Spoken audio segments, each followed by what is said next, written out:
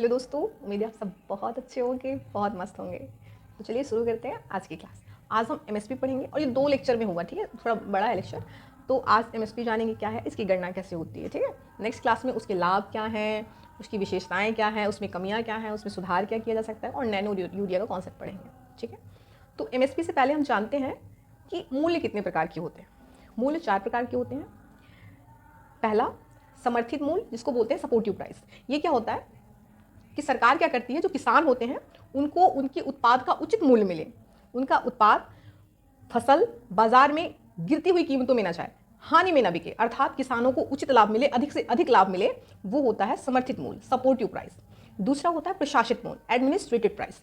ये क्या होता है, इसमें क्या होता है कि ये इस मूल्य का निर्धारण बाजार की शक्तियों द्वारा नहीं होता, इस मूल्य का निर्धारण सरकार करती है।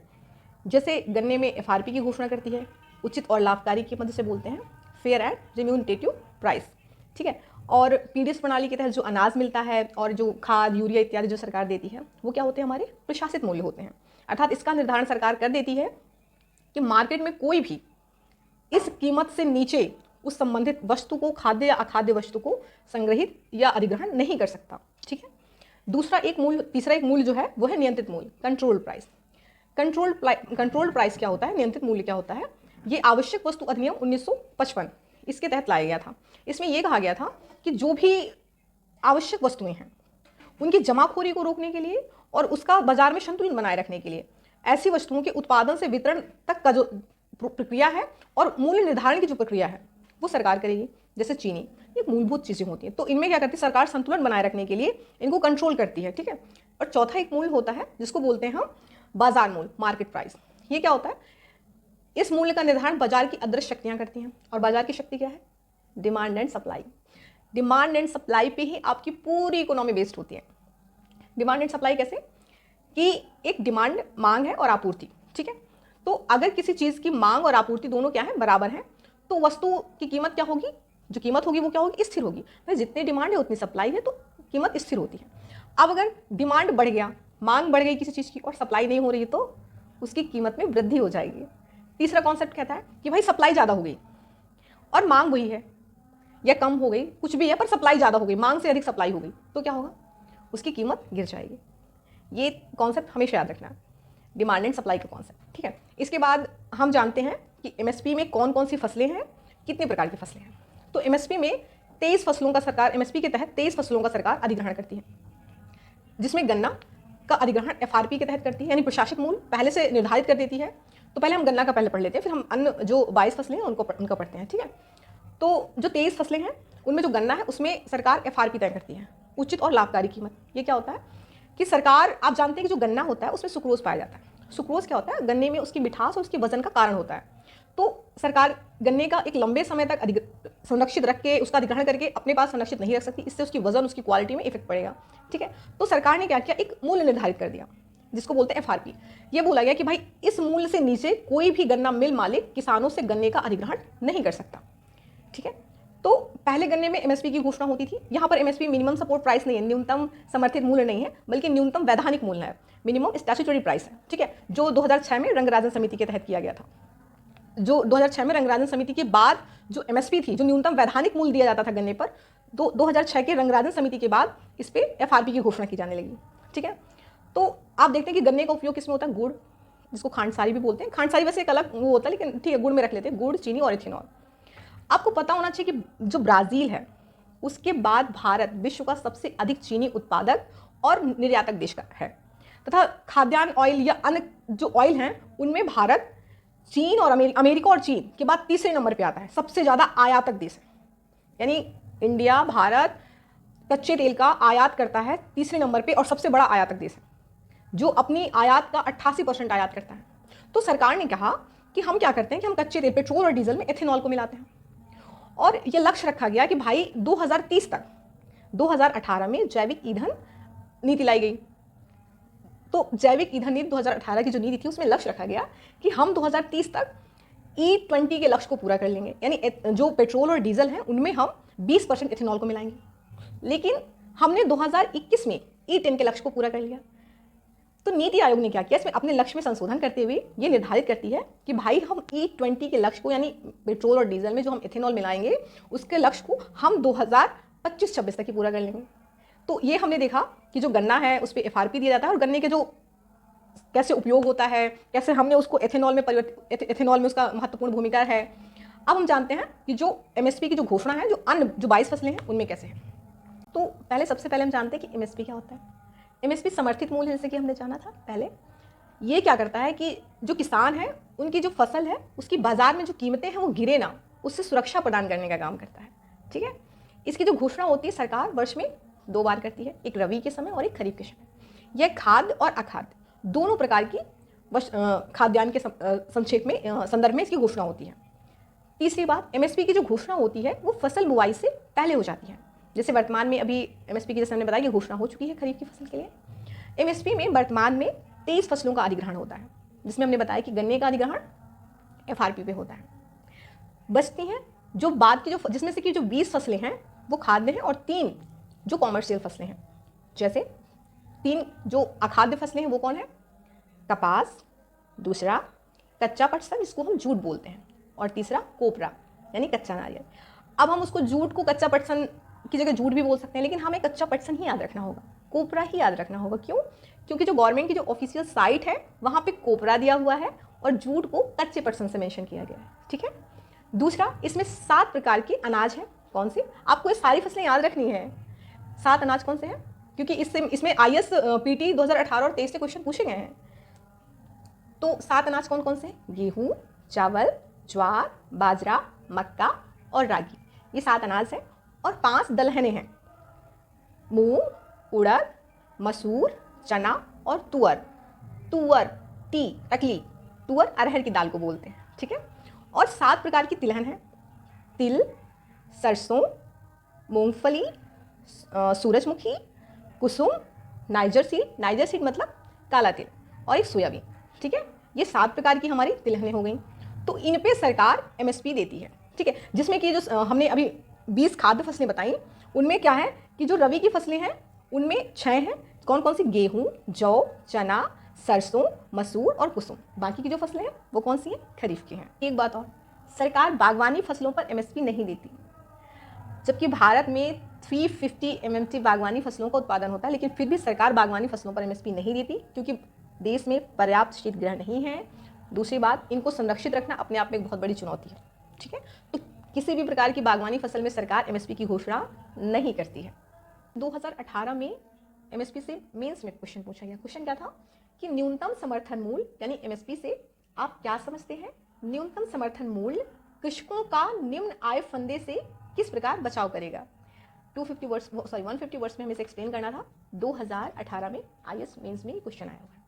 तो हमने देखा कि MSP क्या है। अब हम निम्न आय फंदा क्या है, ये MSP कैसे इससे बचाता है। तो नेक्स्ट जो कंटेंट है हम पढ़ेंगे कि MSP का उद्देश्य क्या है। हमने जाना कि MSP का उद्देश्य है जो किसान है उनके जो उत्पाद है उनके उत्पादों को बाजार में गिरती कीमतों से बचाने के लिए समर्थन देता है, इसीलिए इसको बोलते हैं बीमित प्राइस, सब्सिडी मूल्य। ठीक है। दूसरा, जैसे आप देखिए किसी भी कारणवश सपोज उत्पाद बहुत ज्यादा हो गया, उत्पादन हो गया, अगर उत्पादन हुआ तो हमने क्या बोला, उसकी आपूर्ति बढ़ जाएगी। आपूर्ति बढ़ गई, मांग स्थिर हो या कम हो, लेकिन आपूर्ति अगर ज्यादा है डिमांड से तो उसकी क्या होगी, कीमतें नीचे गिर जाएंगी। अगर कीमत नीचे गिर गई वस्तु की, कोई वस्तु बहुत ज्यादा उत्पादित हो गया, उसकी डिमांड उतनी ज्यादा नहीं है, सप्लाई बहुत ज्यादा हो गई, तो उसकी कीमत नीचे जाएगी। अब नीचे जाएगी तो क्या होगा, कृषकों की आय में प्रभाव पड़ेगा, यानी उनकी आय कम होगी। आय कम हुआ तो फिर बचत कम होगा, सेविंग कम होगा, सेविंग कम होगा तो निवेश कम होगा, निवेश कम होगा, उत्पाद कम होगा। और फिर कृषक क्या करते हैं, कर्ज लेते हैं, और यही प्रक्रिया चलती रहती है। वो पिछला कर्ज, फिर उसका ब्याज, और इस प्रकार किसान क्या होते हैं, एक फंदे में, एक कर्ज जाल में फंस जाते हैं, जिसको बोलते हैं निम्न आय फंदा। तो MSP क्या करता है कि सपोज फसल का उत्पादन बहुत ज्यादा हो गया, ठीक है, उत्पादन हुआ, आपूर्ति बढ़ गई, उसका मूल्य कम हो गया मार्केट में। अब सरकार ने क्या किया, घोषणा की कि भाई कितना भी उत्पादन हो हम उसको MSP प्राइस पे खरीद लें। अच्छा हाँ, MSP में पूरी फसल का अधिग्रहण नहीं करती सरकार, FCI के माध्यम से 40% तक, है ना, जिसमें गेहूं और चावल सबसे ज्यादा दिया जाता है MSP। तो सरकार ने क्या किया, डिमांड सप्लाई बहुत ज्यादा बढ़ गई तो उसकी कीमत नीचे गिर गई। अब सरकार ने क्या किया, MSP की घोषणा कर दी, बीमा दे दिया उन किसानों को, और जब बीमा मिला उनको तो क्या हुआ, उनकी आय बढ़ गई। उनकी आय बढ़ेगी तो बचत बढ़ेगा, बचत बढ़ेगा तो निवेश बढ़ेगा, निवेश बढ़ेगा तो उत्पादन बढ़ेगा, और इस प्रकार में निम्न आय फंदे से बाहर आ जाते हैं। तो दूसरा काम क्या करती है एमएसपी, किसानों को निम्न आय फंदे से बाहर लाती है, निम्न आय फंदे से उसको बचाती है। ये एमएसपी के हमने दो उद्देश्य देखे, उनकी उपज से गिरती कीमतें जो हैं उससे बचाने के लिए देना सब्सिडी एमएसपी, और दूसरा उनको निम्न आय फंदे से बाहर करना। हम देखते हैं कि एमएसपी की गणना कैसे की जाती है। तो 1965 में लक्ष्मीकांत झा समिति का गठन हुआ। लक्ष्मीकांत झा समिति जो है, इससे पहले एक आयोग था जिसका नाम था कृषि मूल्य आयोग, जो बाद में 1985 में ये बन जाता है कृषि लागत और मूल्य आयोग, जो कृषि एवं किसान कल्याण मंत्रालय की एक अनुषंगी इकाई है, जिसको बोलते हैं CACP, commission of agriculture cost and price, commission of agriculture cost and price, कृषि लागत और मूल्य आयोग। ये क्या करती है, ये एमएसपी की गणना करती है और संस्तुति तथा अनुशंसा करती है, रिकमेंड करती है, ठीक है, किसको, CCEA को, cabinet committee on economy affair, आर्थिक मामले की संसदीय समिति को, जिसका हेड कौन होता है, प्रधानमंत्री होता है, और ये इसको मानने के लिए बाध्य नहीं है। और CCEA, cabinet committee of economy affair जो है, आर्थिक मामले की संसदीय समिति जो है, जिसके अध्यक्ष प्रधानमंत्री होते हैं, ये बाद में फिर क्या करते हैं, जो एमएसपी की घोषणा करते हैं, ठीक है, उसको अनुमोदित करते हैं, अप्रूवल देते हैं। तो जो इसकी घोषणा होती है वो कैसे होती है, इन कुछ बातों को ध्यान में रख कर करते हैं। उसकी जो गणना होती है एमएसपी की कैसे होती है, कुछ मुद्दों को ध्यान में रख के होती है। जैसे हम ये देखते हैं कि मांग और आपूर्ति, कि बाजार में मांग और आपूर्ति की स्थिति क्या है। दूसरा हम देखते हैं कि बाजार मूल्य, बाजार मूल्य में हम देखते हैं कि देशी और अंतर्राष्ट्रीय स्तर पर हम दोनों बाजार मूल्य की गणना करते हैं। तीसरा, किसानों का उत्पादन लागत, कि किसानों ने जो फसल उत्पादित की है उसमें उनका लागत कितना पड़ा, तो उनका उत्पादन लागत देखते हैं। चौथा जो हम देखते हैं कि उत्पादन लागत में जो 50% की हम वृद्धि करते हैं, जितना उत्पादन लागत हुआ उसमें हम उसकी 50% की वृद्धि कर देते हैं। इसके बाद अब हम किसानों बस को नहीं देखेंगे, अब हम उपभोक्ताओं को देखेंगे। तो हमने क्या किया, उपभोक्ता वर्ग पर उसका जो प्रभाव पड़ेगा हम उसको देखते हैं। नेक्स्ट हम देखते हैं कि कृषिगत और गैर कृषिगत वस्तुओं की व्यापार शर्तें भी देखते हैं। जैसे WTO है, WTO PDS प्रणाली के अंतर्गत FCI जो करता है अधिग्रहण गेहूं और चावल का, उसको अंतर्राष्ट्रीय बाजार में बेचने के लिए, निर्यात के लिए वो मना करता है, ठीक है। वो वर्ल्ड फूड प्रोग्राम, विश्व खाद्य प्रोग्राम के तहत ही आप जो फसल है, अधिग्रहित फसल है, उसका निर्यात कर सकते हैं। देख रहे हैं आप कि अंतर्राष्ट्रीय स्तर पर अभी भी खाद्यान्न संकट है, लेकिन भारत जो एमएसपी के तहत अधिग्रहण कर रहा है वो उससे निर्यात नहीं कर सकता, ठीक है। ये WTO का जो संगठन है वो उसका उल्लंघन होगा फिर, ठीक है। जो हमने सब्सिडी बॉक्स बनाई थी उनका उल्लंघन है, ठीक है। तो नेक्स्ट हम देखते हैं, और नेक्स्ट पॉइंट जो है वो अंतः फसली समता के को भी ध्यान में रखते हैं। अंतः फसली समता क्या है कि हमने सपोज गेहूं और चावल में हमने एमएसपी दी, ठीक है, तो लोगों ने क्या किया, गेहूं और चावल ज़्यादा उत्पादित करने लगे, दलहने तिलहने फसलें हैं उनका उत्पादन कम हो गया। ऐसा नहीं कि भारत में जो तिलहन आप देख रहे हैं कि जो एडिबल ऑयल है या फिर जो ईंधन ऑयल है, दोनों तरह का जो ऑयल है, खाद्य और अखाद्य, भारत में जो आयात होता है सबसे बड़ी मात्रा में होता है, लेकिन खाद्य जो तेल है उसका बड़ी मात्रा में देश में उत्पादन किया जा सकता है, लेकिन चूंकि उसमें एमएसपी कम मिलता है, गेहूं और चावल में ज़्यादा मिलता है, तो जिधर सिक्योरिटी ज़्यादा होती है किसान उधर जाते हैं। तो जो अंतः फसली समता है उसमें भी प्रभाव पड़ता है, इसको भी देखते हैं हम कि ऐसा तो नहीं है कि हम किसी एक चीज़ में एमएसपी दे रहे हैं और लोग उसको ही उत्पादित करने के लिए उत्साहित हो रहे हैं और बाकी अन्य चीज़ों का उत्पादन कम हो रहा है। इससे क्या होगा, बाजार में जो असंतुलन आ जाएगा, खाद्य मुद्रास्फीति की स्थिति उत्पन्न हो जाएगी, ठीक है। तो इन मुद्दों को ध्यान में रखते हुए हम करते हैं। इसके बाद हम देखते हैं, ये जो कुछ पॉइंट्स हैं इनको ध्यान में रखते हुए हम एमएसपी की गणना करते हैं। लेकिन गणना कैसे करते हैं, इसके लिए 3 बिंदु हैं, उनको आप ध्यान में रखिएगा। एक A2 लागत हम देखते हैं, एक देखते हैं A2 + FL लागत, और एक C2 लागत। अच्छा, ये है क्या, A2 लागत में हम क्या देखते हैं, A2 लागत में उन सभी जो खर्च हैं उनको शामिल किया जाता है, सभी आगतों को शामिल किया जाता है जो दृश्य होते हैं और जो किसान नगद रूप में भुगतान करता है, जैसे कि बीज, खाद, कीटनाशक, सिंचाई, श्रम, इनमें जितना भी खर्च करता है किसान वो होता है हमारा A2 लागत, ठीक है। दूसरा होता है A2 + FL। A2 लागत वो जो है दृश्य खर्च, ठीक है, वो तो है ही है। FL मतलब फैमिली लेबर। सपोज कोई किसान है, वो अपने खेत में सपरिवार काम करता है, ठीक है, तो उसका खुद की जो मजदूरी हुई वो उस परिवार की, वो भी ऐड कर दिया। अब हम इसकी गणना ऐसे करते हैं कि हमारा A2 लागत जो था किसान का, खाद, बीज, उर्वरक, कीटनाशक, जितना भी सिंचाई, श्रम जो लगा, सपोज हमने मान लिया A2 लागत हमारा 5 रुपये था, ठीक है। अब दूसरी स्टेप पे क्या आता है, A2 + FL, हमने किसान के फैमिली लेबर जो है, पारिवारिक श्रम, उसको हमने 2 रुपये ऐड कर दिया, ठीक है। जो किसान ने अपने परिवार के साथ मिलकर जो खेत में मेहनत की वो हमने 2 रुपये और ऐड कर दिए, तो कितना हो गया, 7 रुपये हो गया, ठीक है। तीसरा स्टेप है C2 लागत। C2 लागत में क्या है, A2 + FL, मतलब जो आपका दृश्य खर्च, कीटनाशक, बीज, इसका खर्च था, किसान के परिवार का खर्च था, पारिवारिक श्रम जो था वो ऐड है, और तीसरे में क्या ऐड है कि जो भूमि है उसका प्रबंधन, आपकी खुद की भूमि है तो उसमें जो अदृश्य, जो आप भूमि का किराया नहीं चुका रहे हैं वो, तो ये सारी चीज़ें ऐड होती हैं, ठीक है। भूमि का प्रबंधन, स्वयं की भूमि पर ना चुकाया गया किराया, पर संपत्तियों के निर्माण में जो आप उधार ले रहे हैं, उसके जो मैनेजमेंट के लिए आप जो उधार ले रहे थे भूमि के, वो, ठीक है। तो C2 लागत में ये चीज़ें आ गई, ये अदृश्य होती हैं, ठीक है। तो C2 लागत सपोज 3 रुपये और है, ठीक है, तो क्या हुआ 5 रुपये, 2 रुपये और 3 रुपये, ये पूरा मिलकर 10 रुपये हो गया, ठीक है। अब हम जो गणना करेंगे वो कैसे करेंगे, पहले क्या होता था, जो C2 लागत पर MSP दी जाती थी, अर्थात जो C2 लागत टोटल कितना निकला हमारा 10 रुपये, तो C2 का 50%, 10 रुपये का आधा करेंगे तो कितना हो जाएगा 5 रुपये, तो C2 प्लस C2 का 50% यानी 10 रुपये और 10 का आधा 5 यानी 15 रुपये, ये MSP दी जाती थी। लेकिन बाद में MS स्वामीनाथन के सिफारिश पर एक समिति जिसको बोलते हैं अशोक दलवाई समिति 2017-18 में इसका गठन होता है और ये कहती है कि भाई जो किसान है उसकी MSP में 1.5 गुने की वृद्धि की जाए। अब आपने देखा होगा जब ये खबर आई थी तो किसानों में बहुत ज़्यादा उत्साह था कि भाई 1.5 गुना हमारे MSP में और वृद्धि हो जाएगी, है ना। जब किसानों को दिखा कि यार जो पैसे आ रहे हैं उसमें तो कोई परिवर्तन हुआ नहीं है, तो ये बढ़ोतरी हुई कहाँ, तो अशोक दलवाई समिति ने क्या किया था कि जो MSP जो दे रहा था, अभी हम C2 लागत पे दे रहे थे जिसमें A2 प्लस FL दोनों ऐड था, अब हम क्या कर रहे हैं A2 प्लस FL पे MSP दे रहे हैं।